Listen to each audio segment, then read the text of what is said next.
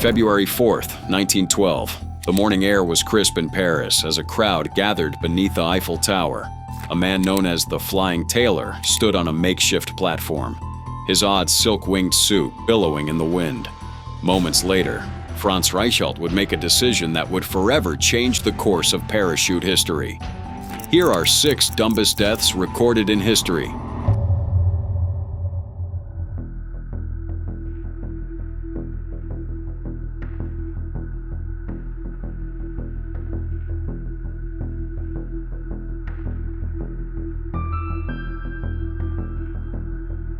The air on the Eiffel Tower platform was sharp, biting through layers of wool and silk. Franz Reichelt stood perched on the edge, tension etched across his face, an inventor about to stake everything on his most ambitious creation. The crowd below held its breath, their eyes fixed on this lone figure determined to make history. In his custom-made parachute suit, Reichelt was about to prove either the genius or folly of his invention. What happened next would be captured on film, seared into the collective memory of a city that had seen its share of spectacle. Reichelt's journey to this moment began years earlier. The young tailor-turned-inventor had become obsessed with the idea of a wearable parachute, something lightweight enough for pilots to carry, yet robust enough to save a life. His early experiments, conducted with dummies tossed from his Paris apartment, showed promise. But as he refined his design, success failed him.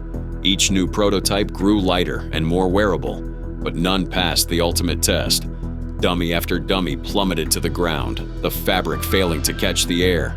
Dreams of safety dashed on the Parisian cobblestones. Undeterred, Reichelt became convinced that the problem wasn't his design, but rather the height of his test platforms.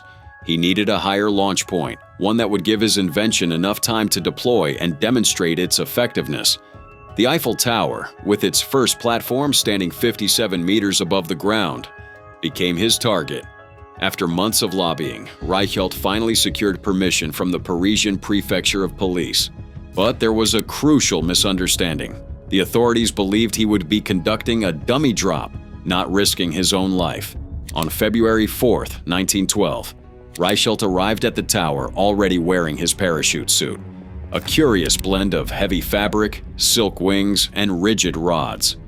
The suit was only a little more voluminous than ordinary clothing, according to contemporary reports, but its bulky design betrayed the limitations of early 20th century materials and engineering. From the moment he arrived, it became clear that Reichelt intended to jump. His friends were horrified, pleading with him to use a dummy instead. They pointed to the wind, the cold, the previous failures. Anything to dissuade him from what they saw as a needless risk. But Reichelt was resolute. I want to try the experiment myself and without trickery, as I intend to prove the worth of my invention, he declared to assembled journalists. As he ascended the tower, a guard named Gassian tried to intervene, having witnessed previous unsuccessful dummy drops. But eventually, after verifying his authorization, Reichelt was allowed to climb to the first platform, accompanied by 2 friends and a cinematographer, while another camera waited below to capture the historic moment. At 8:22 a.m., Reichelt stood facing the Seine, positioned on a stool placed atop a restaurant table near the platform's edge. He adjusted his apparatus with his friend's help, checked the wind direction by tossing pieces of torn newspaper, and then, after a 40-second hesitation, leapt into the air. The suit, which needed time and airflow to deploy properly, collapsed around him almost immediately. He plummeted straight down, the fabric billowing uselessly as gravity claimed its inevitable victory. The impact was immediate and catastrophic. Reichelt's body struck the frozen ground with such force that it left a 15-centimeter crater. His right leg and arm were crushed, his skull and spine broken. Blood poured from his mouth, nose, and ears, a grim testament to the violent end of a dangerous dream. He was already dead when onlookers rushed to his side, but he was taken to Necker Hospital and later officially pronounced dead.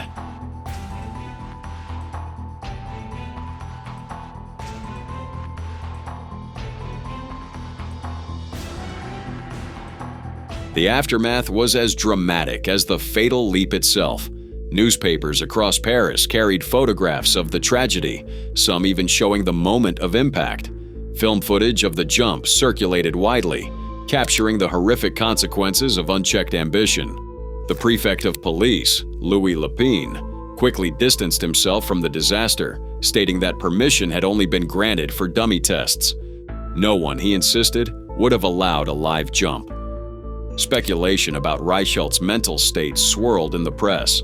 Some called him a victim of his own faith, others labeled him a mad genius. One friend claimed Reichelt felt pressured to make a dramatic demonstration to attract sponsors before his patent expired. A tragic irony given that successful parachute designs already existed elsewhere. In the wake of the disaster, authorities became far more cautious about granting permission for experimental jumps from the Eiffel Tower. While dummy drops continued, human tests were severely restricted. The tower would not see another fatal parachuting accident until a Norwegian base jumper lost his canopy in 2005.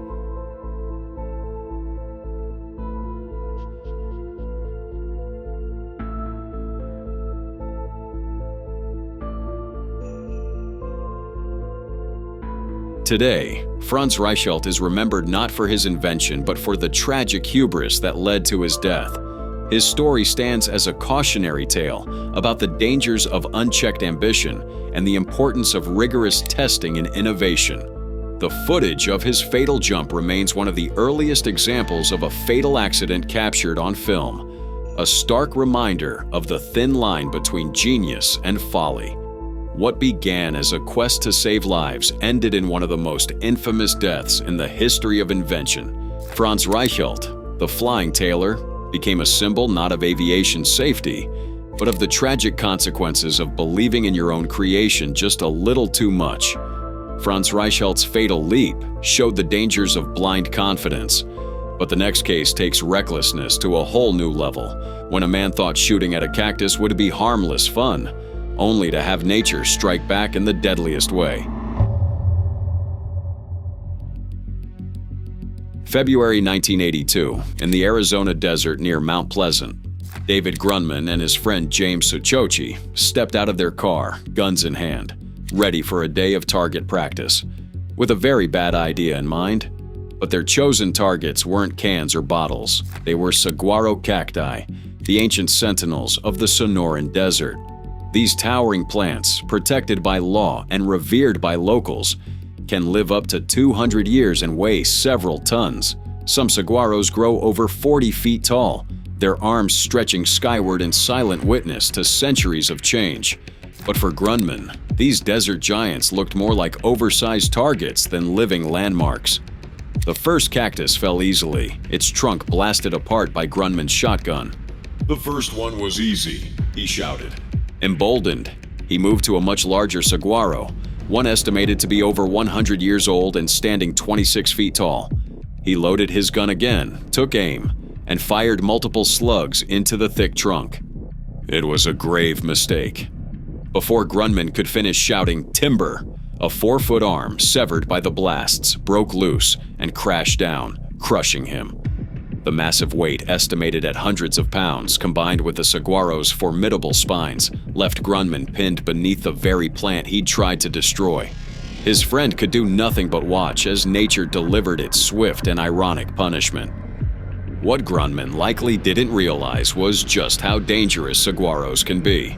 Their woody skeletons, while appearing hollow, are incredibly strong, designed to withstand desert storms and support tremendous weight. The spines, while sharp, are nothing compared to the real threat: gravity and mass. When a giant saguaro falls, it's like dropping a small car from 20 feet up. Local authorities arrived to find Grunman's body tragically pinned beneath the saguaro's arm. The coroner determined he died instantly from the crushing weight and penetrating spines. His friend, in shock, could only confirm the sequence of events.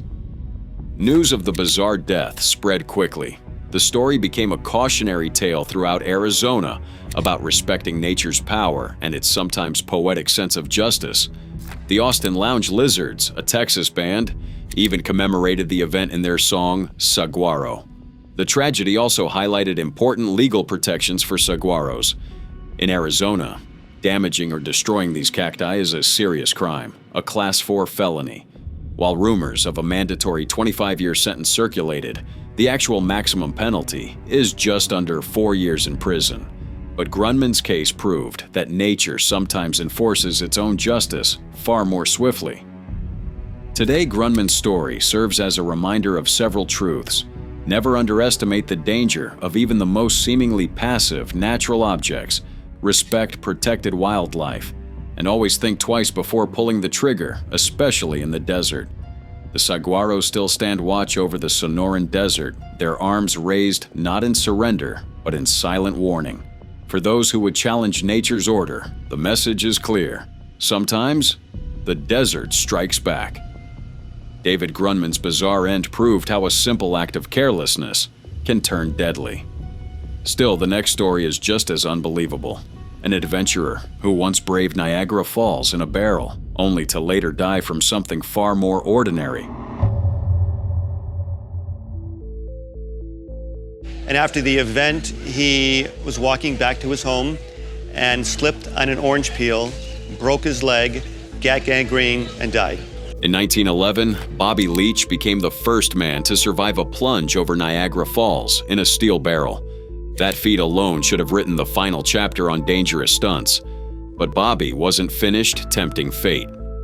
After spending 6 months in the hospital recovering from his broken jaw and shattered knees, Leach made a career of showing off his battered barrel. He toured the world, boasting about conquering the falls while charging for photos and lectures. Wherever he went, his battered body was proof that he had done what few dared even to imagine. But Bobby was never content to rest on his fame. He kept pushing the envelope, attempting to swim the dangerous Niagara Whirlpool Rapids. That adventure almost finished him off too. He was rescued by the legendary William Red Hill Sr., a man who made a living saving people from the falls. Leach's death, however, didn't come from those rapids or any other high-stakes stunt. Instead, it found him on a quiet street in Auckland, New Zealand, far from the roaring waters he once tamed. On a February day in 1926, while walking with his wife Sadie and daughter Pearl, Leach slipped on an orange peel. The fall broke his leg, a seemingly minor injury for a man who had survived far worse. But this time his luck had run out. The broken leg quickly became infected. Despite the best efforts of doctors, it was all futile. Gangrene forced doctors to amputate the leg. But it was too late. Bobby Leach died 2 months later at Mater Misericordiae Hospital, aged 69. First man over the falls. He's remembered for his ironic end, right? That's right, yes. And that's kind of why people are kind of drawn to that. Oh my God, here's this man who challenged everything, but yet he had this kind of very sad and kind of tragic ending. His simple grave in Hillsborough Cemetery reads, "In loving memory of Bobby Leach, world famous for his trip over Niagara Falls in a barrel. Died 28th of April, aged 69 years. R.I.P." It's a quiet resting place for a man whose life was anything but.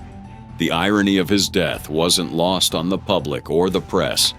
Newspaper obituaries remarked on the strange twist of fate that spared Leach at Niagara, only to claim him with a simple fall. It's almost as if fate waited for the perfect punchline to his dangerous life. Every year, people still visit Bobby Leach's grave, a reminder that sometimes it's not the big risks that get us, but the smallest slips. After surviving the impossible, it was a humble orange peel that finally took down Niagara's greatest daredevil. His story serves as a constant reminder. You can survive the greatest dangers, but it's often the smallest slip that proves fatal.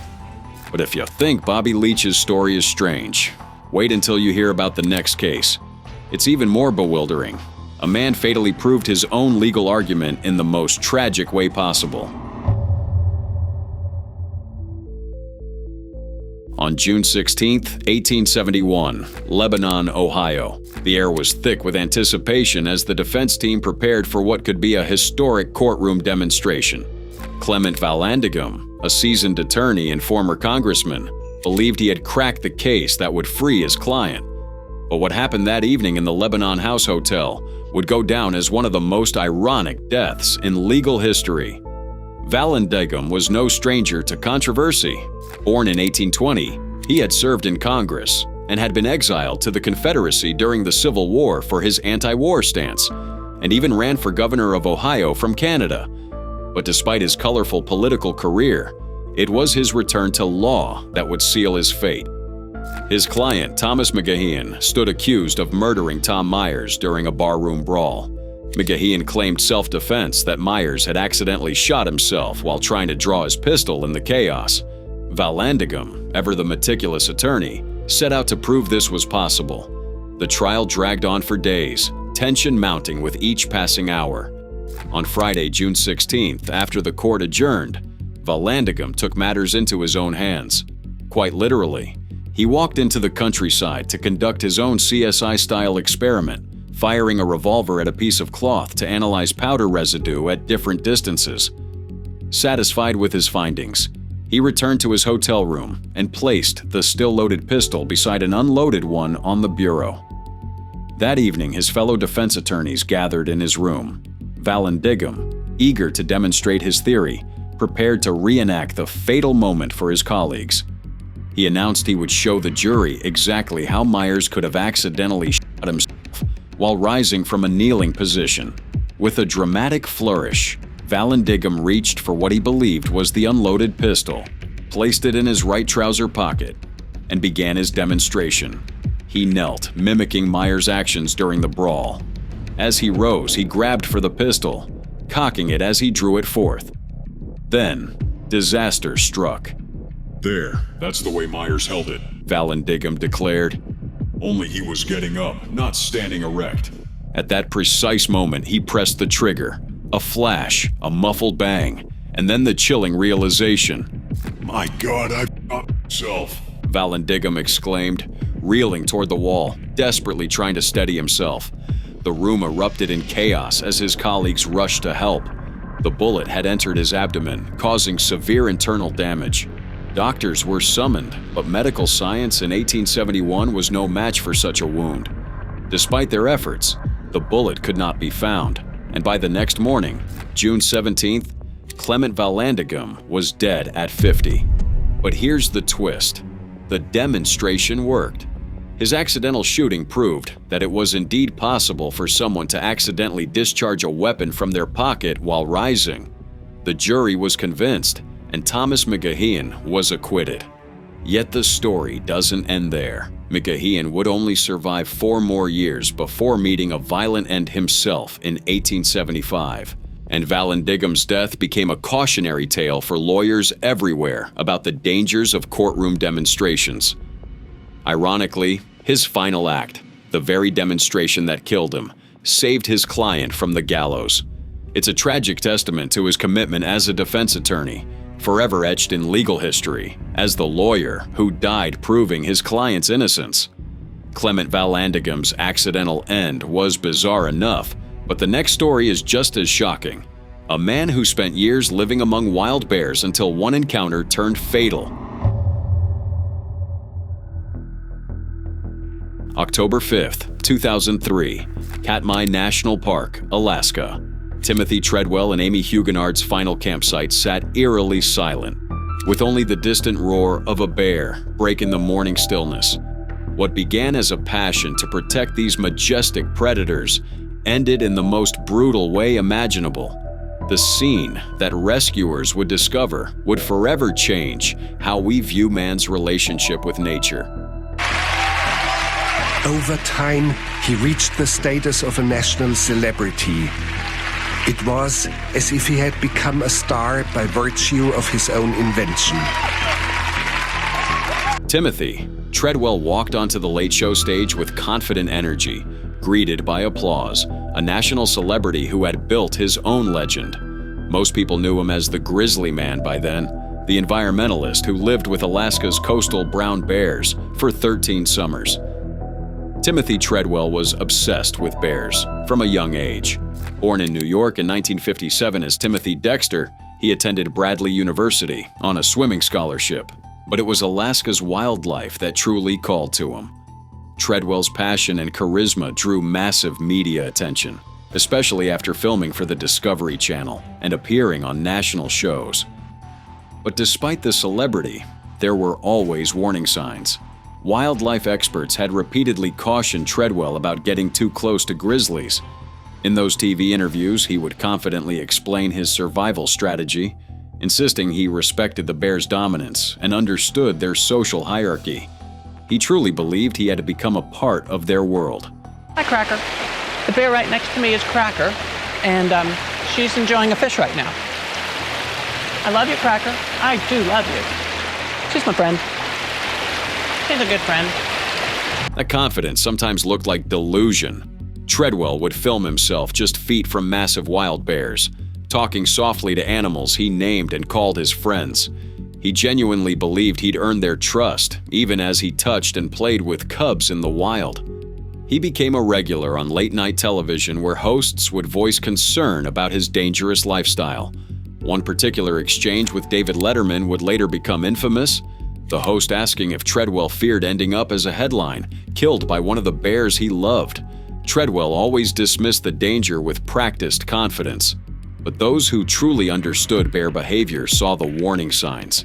Treadwell's camps were in prime bear territory, often violating National Park Service safety rules. He refused to carry bear spray, believing it caused the animals undue pain. He even ignored advice from other bear researchers, dismissing their concerns about his increasingly risky behavior. Now, when you're with these grizzly bears, you're surrounded by them. They're very close to you. Is that how you live with them? Yes, I always give them respect and lots of room because, a grizzly's the boss out there. By 2003, Treadwell was already a well-known figure when he returned to Alaska for what would be his final season. That year, he brought his girlfriend, Amy Huguenard. They planned to leave Kaflia Bay before October, when food scarcity made bears more aggressive. But after a dispute over ticket prices, they decided on one more week in the wilderness. The camp they chose was risky, set up in thick brush with limited visibility, forcing bears to pass directly by the tent. It was a choice that broke every rule of backcountry safety. Most of the summer bears Treadwell knew had already entered hibernation, leaving only unfamiliar, hungry animals in the area. October 5th, 2003 started like any other day. Treadwell filmed a new bear he didn't recognize, mentioning on camera that it made him nervous. He even recorded footage of the animal diving for salmon, showing his growing discomfort around this stranger. That night, a bear attacked their camp. The attack was brutal and fast, but Treadwell managed to turn on his camera, capturing 6 minutes of audio as the bear mauled him. Huguenard tried to save him, fighting the animal with a frying pan, but was ultimately killed as well. The next day, their pilot arrived to find the camp destroyed and a massive bear protecting a cache of human remains. Rangers had to kill 2 bears to recover the bodies. An autopsy confirmed that bear 141, a 28-year-old male, had human remains in its stomach. I think you should not keep it, you should destroy it. Yeah. I think that's what you should do. Okay. Because it will be the white elephant in your room all your life. The true horror came from the death tape. Timothy's last words were a desperate scream for help. Get out of here! I'm getting killed out here! Amy rushed outside, telling him to play dead, but the bear returned. Timothy's final moments were spent calling for her to hit the bear, while she attacked it with anything she could find. In the aftermath, the National Park Service released a blunt statement. Treadwell and Huguenard died from a bear attack that might have been avoided by adhering to basic principles of camping in bear country. It was the first fatal bear attack in Katmai National Park's 85-year history. Timothy Treadwell's legacy is complicated. Some claim his presence protected bears from poachers, while others point to the 2 animals killed after his death as a direct result of his recklessness. His own organization, Grizzly People, argues he saved more bears than he endangered. But in the end, Treadwell's story became a cautionary tale about respecting nature's boundaries. Werner Herzog's documentary Grizzly Man immortalized his life and death, capturing both the beauty of his footage and the tragedy of his obsession. And while the infamous death tape remains locked away, its impact still echoes. A chilling reminder that nature, no matter how much we love it, will always follow its own rules. Timothy Treadwell's fate in the Alaskan wilderness was horrifying, But the next case shows tragedy can strike in the most unexpected places. What was meant to be a harmless radio contest quickly turned dangerous, ending in a devastating loss that no one could have imagined.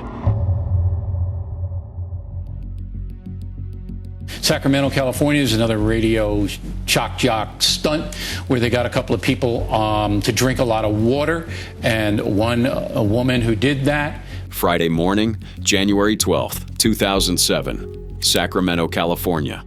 The air felt chilly as Jennifer Strange, a dedicated mother of three, arrived at KDND-FM 107.9. She wasn't there for a radio interview or a prize check. She was there to win a Nintendo Wii for her kids. The contest rules seemed simple. Drink as much water as you can and hold it without urinating. The last person standing wins. It started innocently enough. Contestants lined up, chatting about their families and why they wanted that elusive gaming console. Every 15 minutes, they handed Jennifer and the others an 8-ounce bottle of water. It seemed manageable at first. But as the hours ticked by, the water bottles got bigger and the pressure mounted. Contestants started dropping out, unable to take the mounting discomfort. Jennifer pressed on, motivated by her children's excitement at the thought of winning a Wii.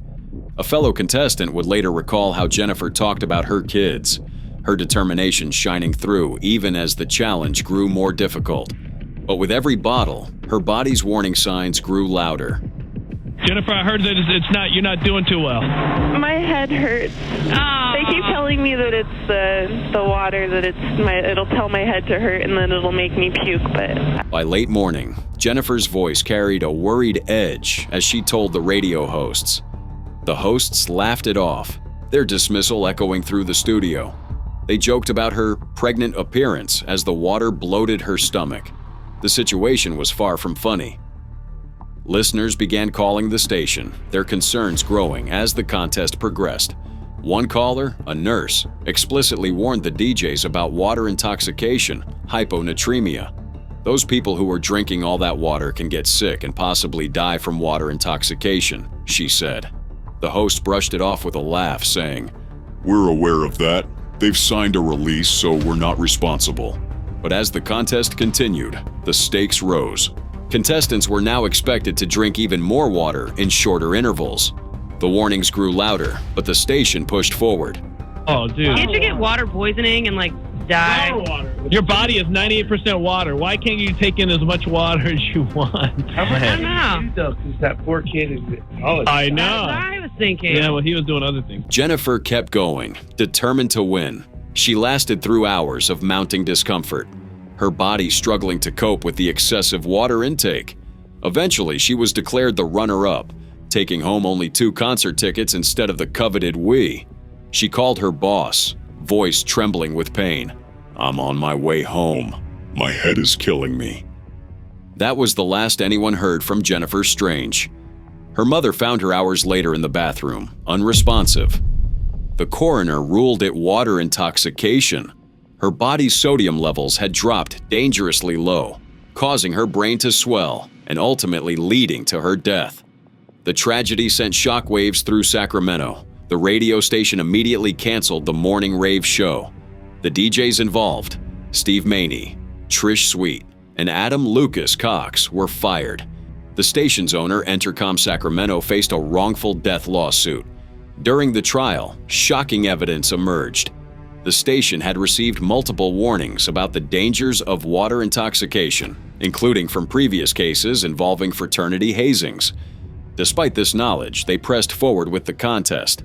The jury found Entercom Sacramento 100% responsible for Jennifer's death, awarding her family $16.6 million in damages. Total damages that the jury awarded in this case, including non-economic damages, $16,577,118 damages. The case became a warning about the dangers of reckless entertainment and the responsibility organizations have toward participant safety. Jennifer Strange's death wasn't just a tragic accident, it was a preventable disaster that exposed the dark side of attention-grabbing contests. As her family accepted the verdict, they hoped Jennifer's story would serve as a permanent reminder of the human cost behind seemingly harmless competitions.